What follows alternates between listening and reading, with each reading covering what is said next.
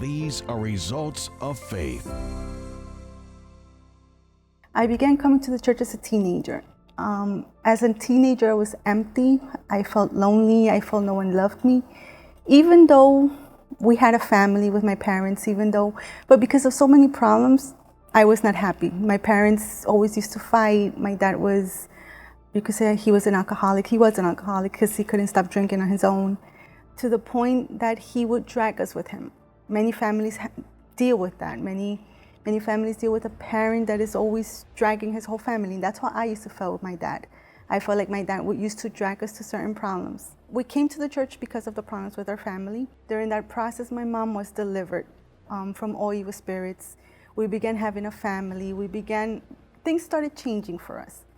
But however, inside of me, I used to go more as an obligation because my parents would make me go. My mom mainly, she would make me go. So I would go just to please my parents, to the point that sometimes my mom would get upset because I wouldn't go, or I would get there late, or I wouldn't pay attention in the service. So that was my life as a teenager inside the church.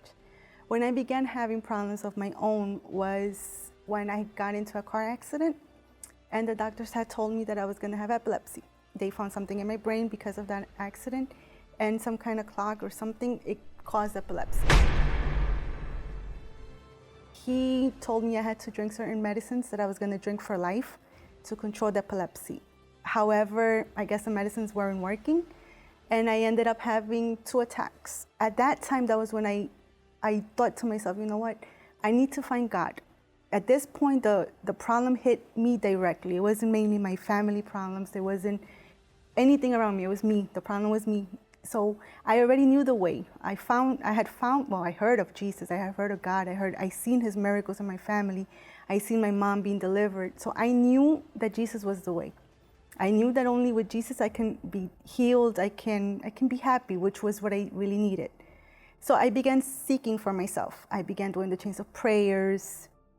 I began going on Tuesdays, on Fridays. Eventually I was delivered from this sickness. I was cured. I went back to the doctor. The doctor said everything was okay. I didn't have to take the medications anymore. But there was still something missing in my life. There was still some gap within me that it wasn't filled. Even things were going good for us, you could say for me as well, but there was still something missing inside of me.